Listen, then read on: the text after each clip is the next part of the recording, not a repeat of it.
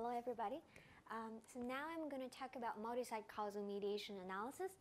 Guanglei has already given a very thorough introduction on causal mediation analysis in the single level setting. Now I'm going to extend the RMPW approach to the multi-level setting. So first of all, I'm going to talk about National Job Corps study. This is the example that I'm going to use to illustrate the proposed approach so that you may have a better understanding about it. And then I'll propose the research questions that we want to answer in the multi-level setting. You may relate it to your own project. In order to answer those research questions, you may want to use the conventional method, but there are some challenges in it, and you may not be able to answer some research questions using the existing methods. So I'm going to briefly talk about the methodological challenges, and then I will introduce the identification and estimation using the proposed method. In the end, I'll briefly talk about strengths and limitations of the proposed method. Let's first think about multi-site programs. Let's see whether you have this kind of programs in your own project. So social intervention programs are very common. So social intervention programs are usually delivered to individuals, to participants by program agents in local settings. And there are examples like this. For example, in health programs, the patients are treated by different health professionals at different hospitals, while in social welfare programs, the clients are served by different social service caseworkers at different centers. And in education and training programs, the students are taught by different teachers at different schools. So you may also have a lot of different similar examples in your own projects. May I know how many of you have similar multi-site programs in your projects? The programs are conducted across different sites. Not very many, right? So can you tell us what your data looks like? So you have multi-level data, and what is the treatment, what is the outcome, and why is it across sites?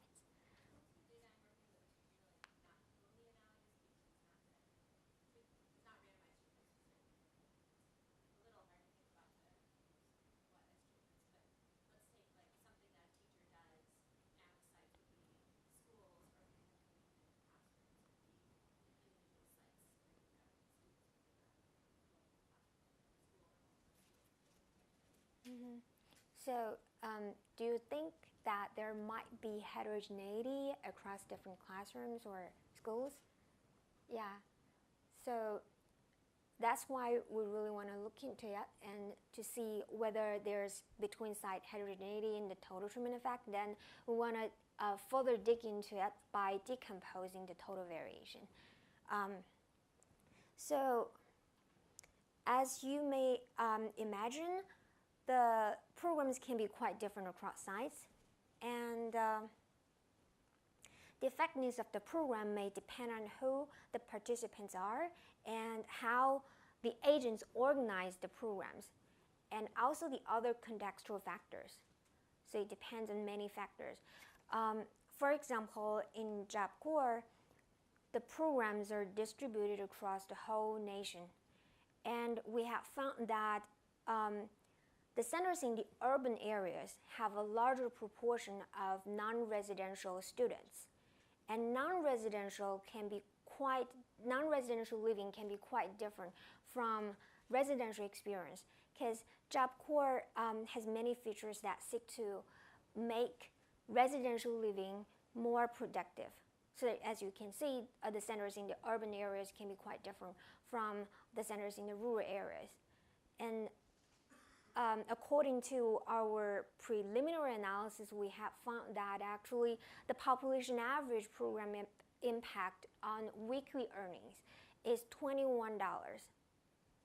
That is the average value, while the standard deviation of the site-specific program impact on weekly earnings is about 25. So if you take a plausible value range, meaning if you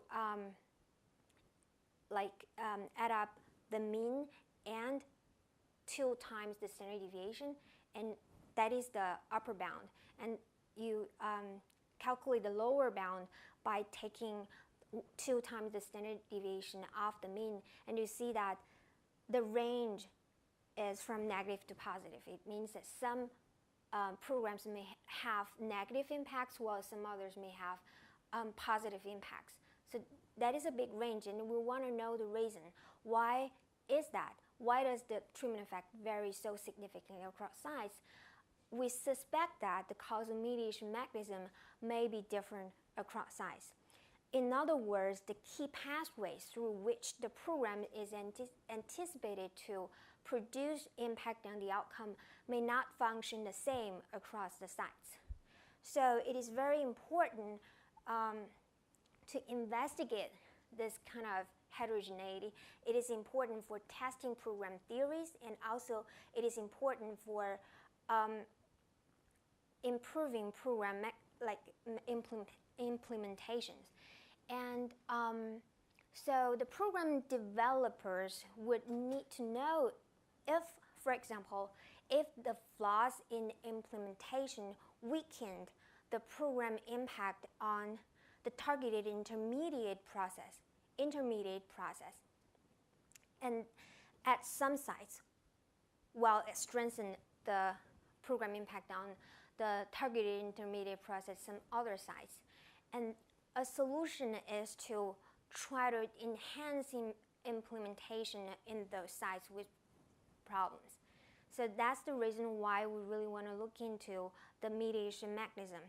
And nowadays, there are more and more multi-site programs, and like multi-site randomized trials and multi-site natural experiments, and those can help people to find out the between-site heterogeneity of the treatment effect.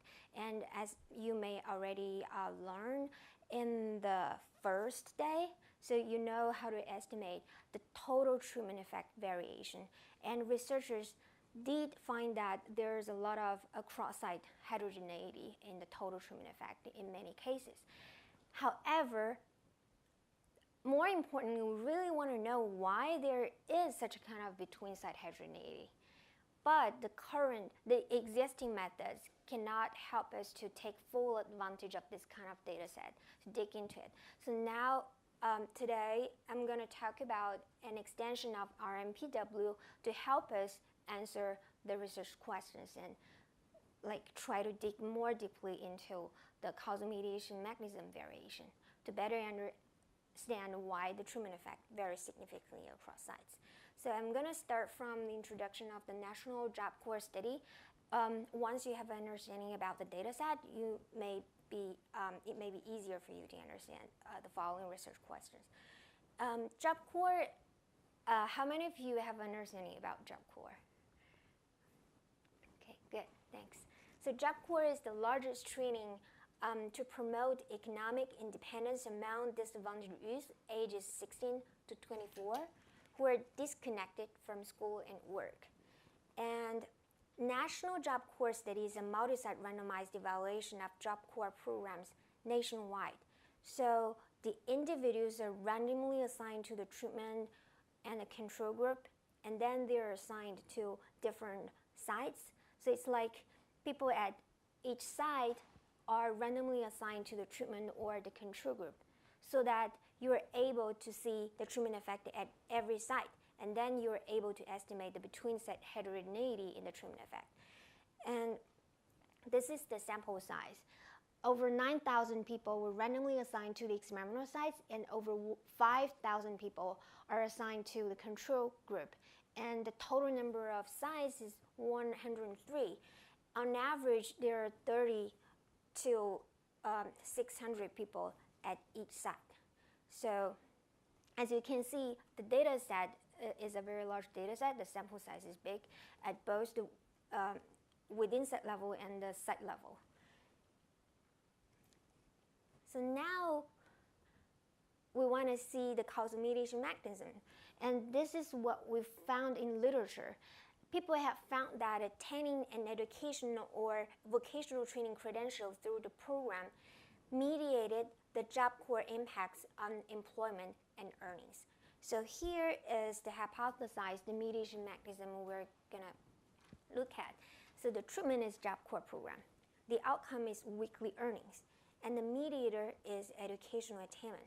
So we're able to decompose the total treatment effect into an indirect effect that transmits through the educational attainment and the direct effect that transmits through the other pathways, including the supplementary services like residential living, social skill training, individual counseling, drug and alcohol treatment, and health care, etc. So with this kind of hypothesized mechanism, we want to answer 3 sets of research questions.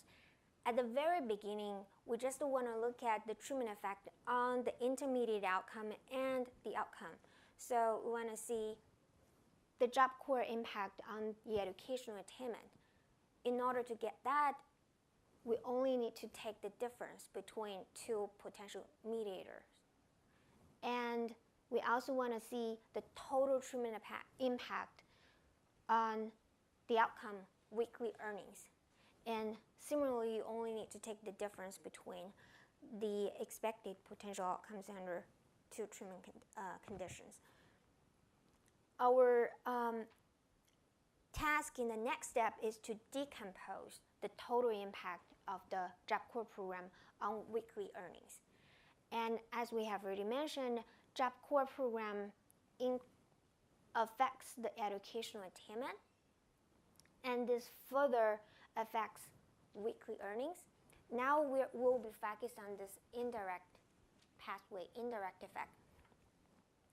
And remember that, so job core program emphasizes that educational attainment alone may not be adequate, may not be enough for promoting economic independence among disadvantaged youth. So a wide range of supplementary services will enhance the economic return to educational attainment. So that, as you may imagine, in the control condition, such kind of supplementary services are not enough. There's a lack of supplementary services in the control group, while there are a lot of supplementary services, as we mentioned, in the job core program. So when you see that, when job core program can improve educational attainment, the program-induced increase in educational attainment may not affect weekly earnings under the control condition. Because under the control condition, there's a lack of supplementary services. And first of all, we're going to look at this, and then we're going to see what the indirect effect under the job core condition looks like. It means that when job core program increases educational attainment, how is the program-induced change in educational attainment affecting weekly earnings when you provide supplementary services in the job core condition? That we call it natural indirect effect, and here we call it pure indirect effect. And by taking the difference between the 2, we can see the role of supplementary services. So first of all, we want to know how would the program-induced change in educational attainment exert an impact on earnings under the control condition on average. And also want to see how does it vary across sites. Then want to see how would the program-induced change in educational attainment exert an impact on earnings under the job core condition, meaning the natural indirect effect on average. And also want to see how does it vary across sites. And as I've already mentioned, the 2 indirect effects may be different because in job core we have more supplementary services. So want to take the difference between the two and see the effect of program-induced change in educational training could be enhanced by the other supports provided by Job Corps that were generally unavailable under the control condition. That is why we want to see the difference between the two, and that we call it natural treatment by mediator interaction. And we also want to see how does this effect vary across sites. So these are the research questions. In order to answer these research questions, first of all, we have to define the causal effects that we mentioned. And Guanglei has already introduced it very thoroughly. I'll just briefly go over it. So here we have like treatment condition, control condition in the two columns, and in each row, it's educational attainment if assigned to the Job Corps, it is M1, and potential educational attainment if assigned to control is M0. And when the person was assigned, like let's say under the Job Corps condition, we define it as EY1M1, and under the control condition, we define the population average potential outcome as EY0M0. And here are the two counterfactual potential outcome. And then by taking the difference between the two, as you can see, we control the treatment condition, and we see the change in the mediator induced by the treatment, and we get the natural indirect effect. And by taking the difference between these two, we get the pure indirect effect. And as I have mentioned, because of the supplementary supports, there will be difference between these two, and we take the difference between the two, we get the natural treatment by mediator interaction. And now we go to the third research question. It's about the direct effect. So the direct effect means that controlling for the educational attainment and see how Job Corps program impacts weekly earnings through the other pathways. And we want to see it under the control condition. There's no treatment impact involved at all. So it's just the EY0M1 minus EY0M0. And we want to see how does the natural direct effect vary across sites. And as you may imagine, Job Corps actually emphasizes the supplementary services, while there's a lack of supplementary services in the control condition. So it's easy to imagine that the direct effect may be positive, maybe like non-negligible. So we want to see it on average. Also, we want to see how it varies across sites, because different sites have different program implementation, and also they have different organizers, and students are also different. And I also want to see how is it correlated with site-specific natural indirect effect. I think it's better to give you 2 minutes to discuss with each other about the correlation. So what does the correlation mean? Why are we interested in this correlation?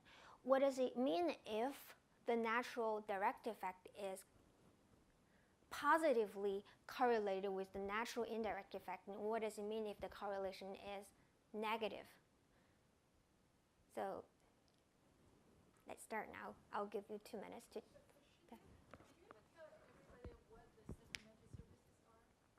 Yeah.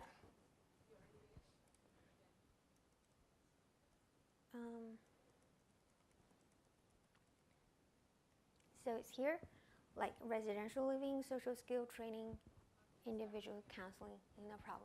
Yes, thanks for asking, so that you may have a better idea about the direct effect. So if the direct effect is positively correlated with the indirect effect, what does it mean?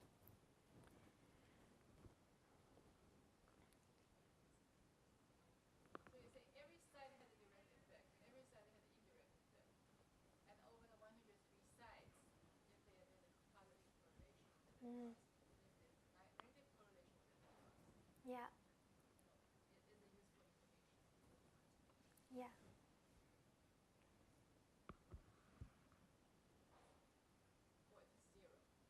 Yeah. So if the correlation is positive, it means that the programs that can increase the earnings through educational attainment also tended to be successful in increasing weekly earnings through other supplementary services. But if it is negative, it means that if the programs increases the earnings through educational attainment, but so if that interactive is higher, the the impact of the program on earnings transmitted through the other pathways is lower. So that they have negative correlation. What does it mean? So it means maybe the resources are very limited. They can only emphasize one thing, but they ignore the other thing. Well, if they're positively correlated, it might mean that the good programs are good at everything. So they actually emphasize both the educational attainment and the supplementary services. They do a good job at both things. But if some programs do bad at one thing, and it's also bad at the other thing. So it may help the program developers to know how to improve the implementation and how to help those bad programs to get improved, right?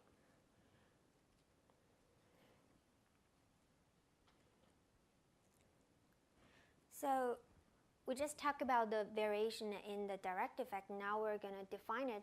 So we focus on the natural direct effect because the total treatment effect can be decomposed into the natural direct effect and the natural indirect effect. Right. Or it can be decomposed into the pure, or it can be decomposed into the pure indirect effect and the total direct effect. That's another kind of decomposition, but we're just going to focus on this one. So by taking the difference between the potential outcome under the treatment condition while the mediator takes the value under the counterfactual control, by taking the difference, so we only look at the educational attainment if assigned to the job core condition and compare it to treatment conditions, and we see the natural direct effect. So in order to answer the research questions in literature,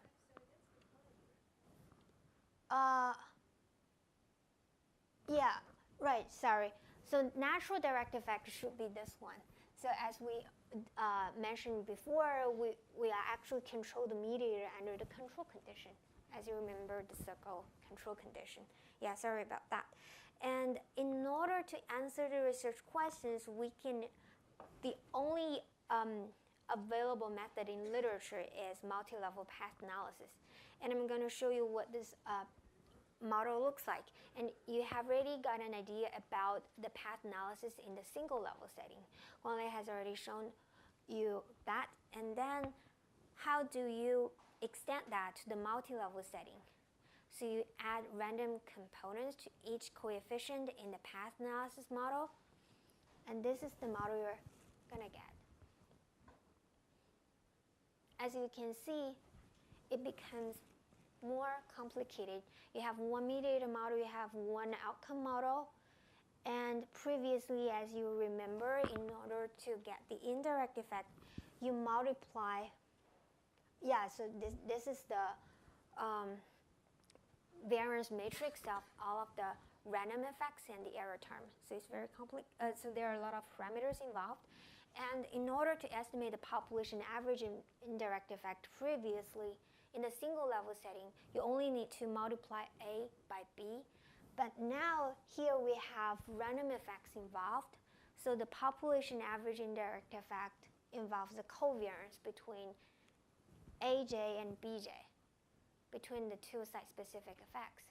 And correspondingly, it is non trivial to estimate like the between site variance of the indirect effect. It will be more complicated if you look at the correlation between the indirect effect and the direct effect.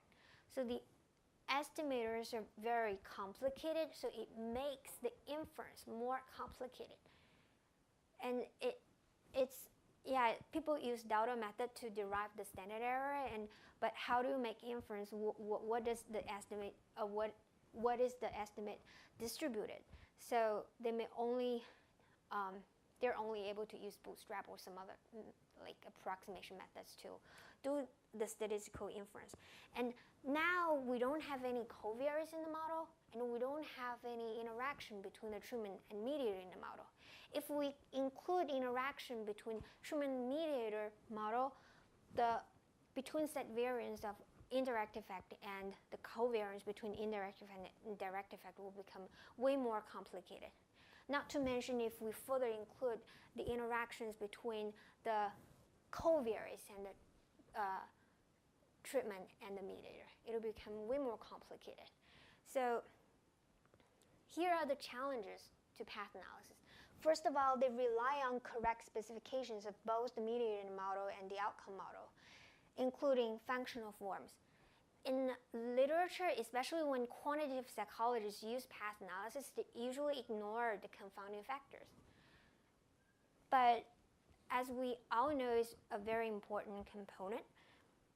And sometimes you may ignore the interaction between the covariance and mediator. You also introduce bias.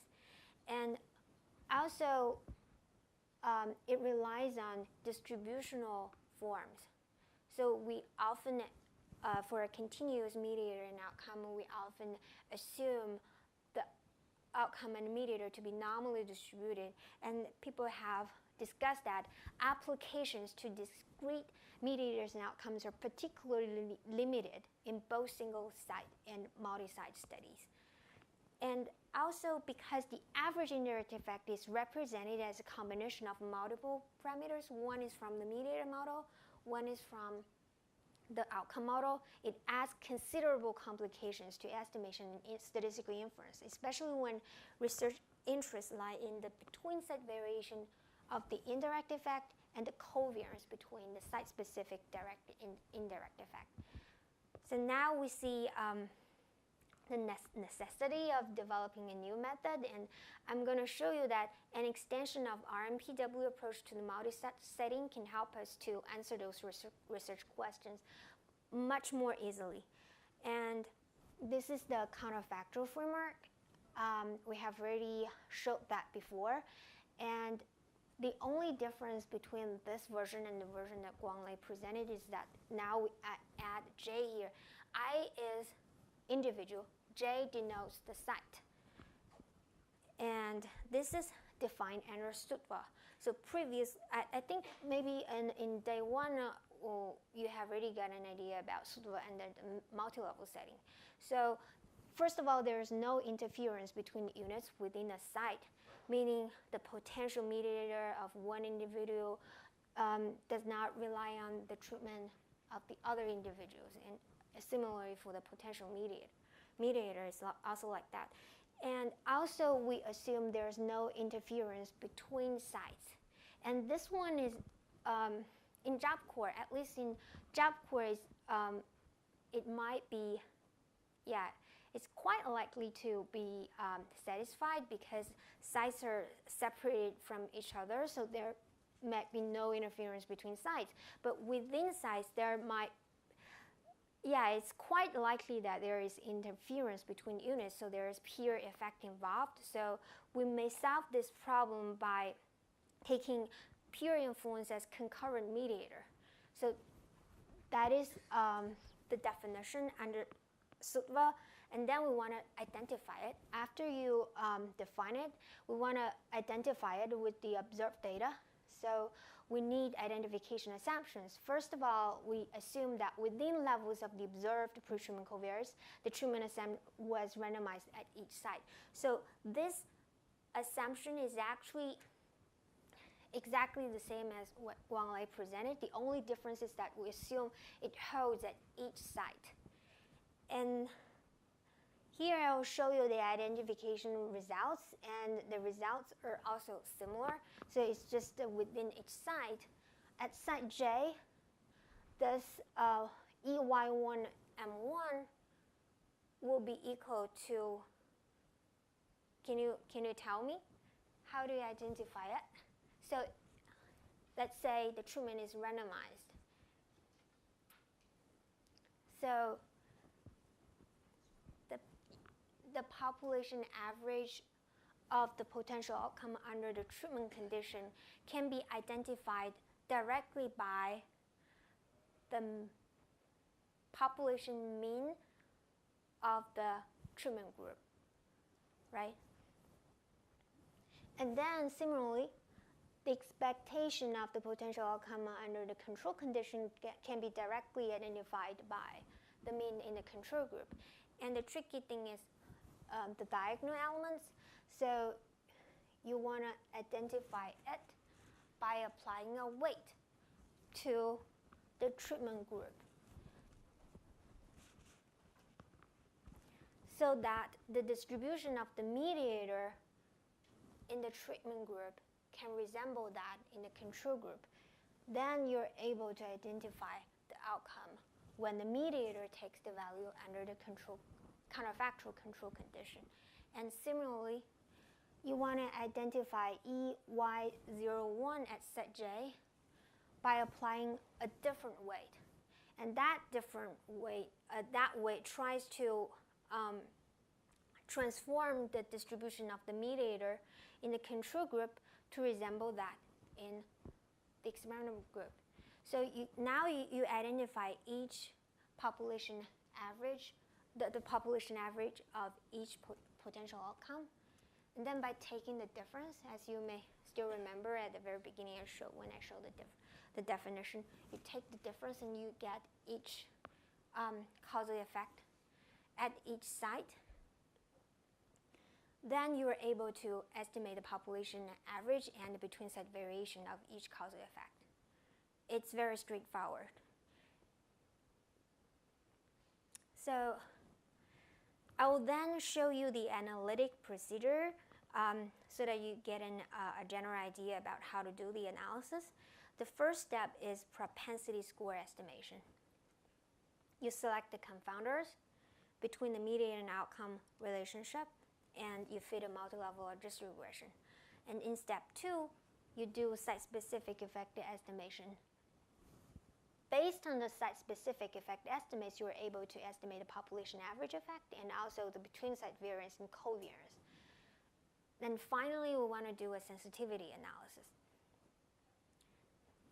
Now, let's see what we should do in each step. So in step 1, we estimate a propensity score model, and it is actually the probability of the mediator being 1 under each treatment condition. And in order to get that, we just fit a logistic regression. The difference from between this and that in a single level setting is that we have random effects in the model. We add random components to each coefficient. Previously, in a single level setting, we only have this part, the fixed part, alpha t, but now we have like RTJ, this is the random effect. J denotes site. We have a random component for each site. And this is fitted based on maximum likelihood. I wonder how many of you have run a multi-level model before? Okay, good. So I believe you'll know how to do it. So HLM software can help you to fit the model, and also in Stata or some other softwares. So here, X is so it's the confounder between the mediator and outcome relationship. It can, so mediator, as we mentioned, is educational attainment, and the outcome is weekly earnings. So the potential confounders include age, gender, race, criminal involvement, drug use, employment, and earnings at the baseline. And yeah, right, etc. Right, and yeah, So S is just a vector of covariance with random effects. It can be exactly the same as X, but usually we just include a random intercept.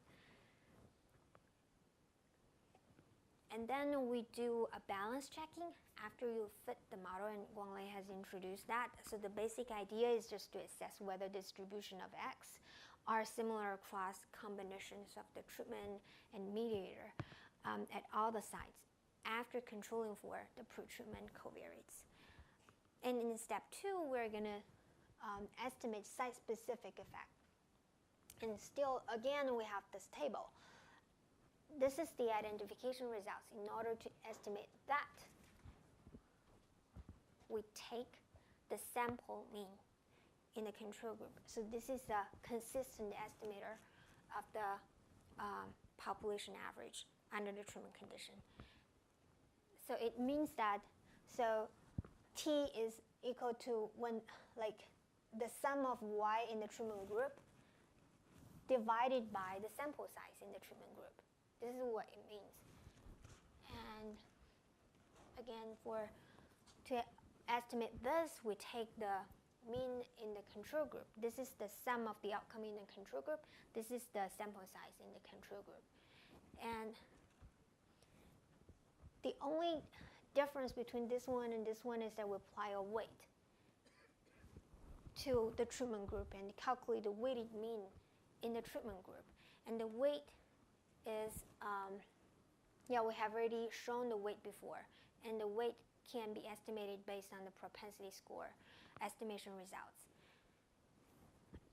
And the estimate for this is the weighted outcome in the control group. So as Guanglei has already mentioned, the challenge is that we have two-step estimation involved. So in the first step, we estimate propensity scores. In the second step, we estimate population average and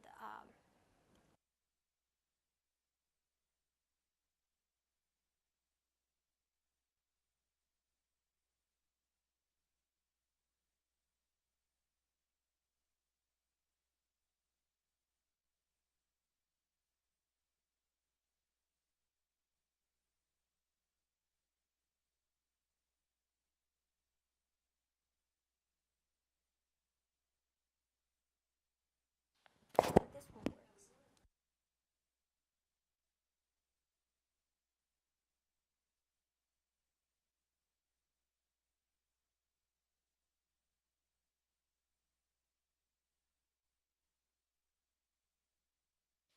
Okay, good.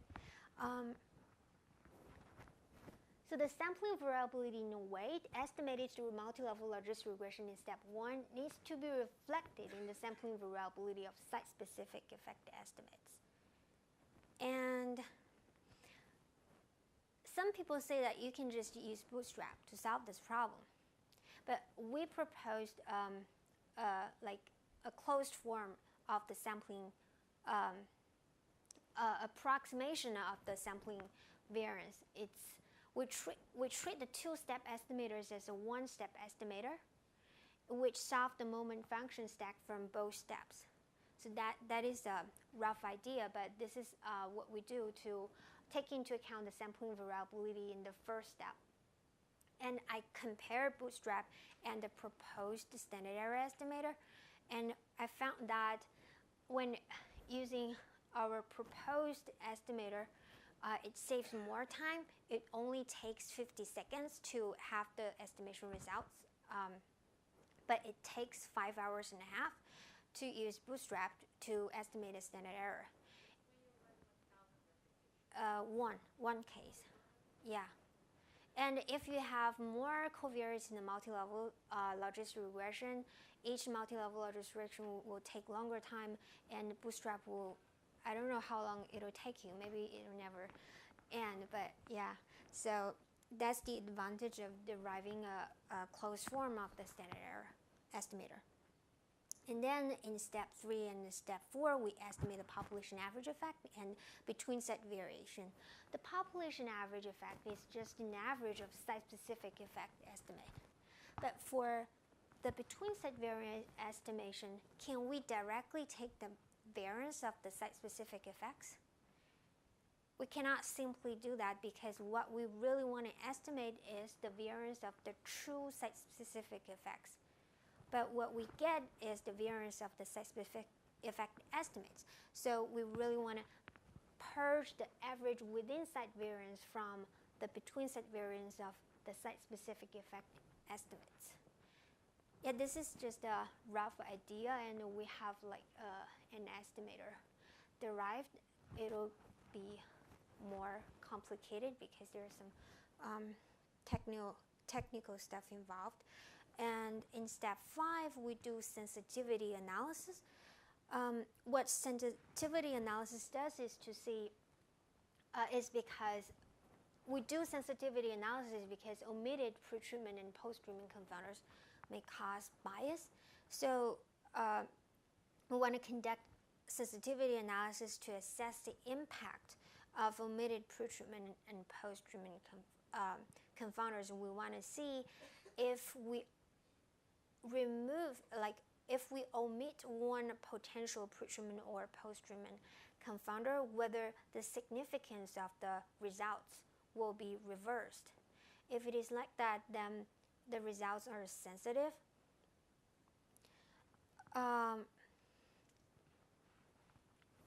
So we also, so conceptualizing and investigating the relationship among multiple mediators may help us handle the observed post-treatment covariance. Yeah, because if you have pre-treatment covariance, we include it in the propensity score model, but if you have post-treatment covariance, it's like another mediator. So we have a multiple mediator problem. And this is the analysis results.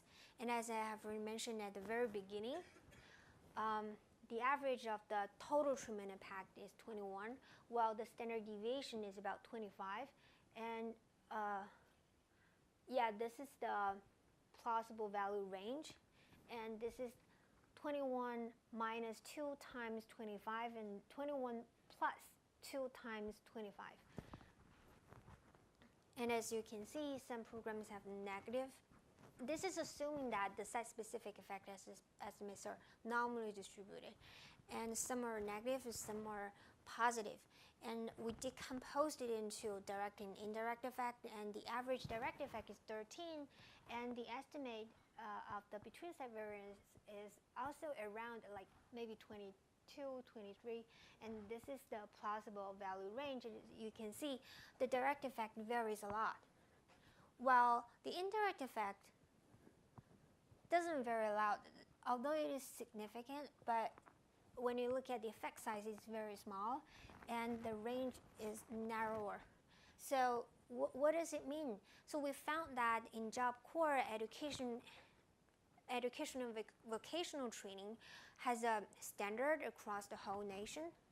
So they have very strict standard, so it may be offered in a very consistent way. But for the supplementary services, there are diverse kinds of services, and they may be quite different across different sites, and different sites emphasize different supplementary services, and it'll introduce a lot of difference, and we still need to further look into that. Maybe we need to include other mediators and see how they vary across sites. But as you can see here, the total treatment impact variation is mainly explained by the variation of the direct effect, meaning the treatment effect on the earnings transmitted through the supplementary services varies a lot. In cars,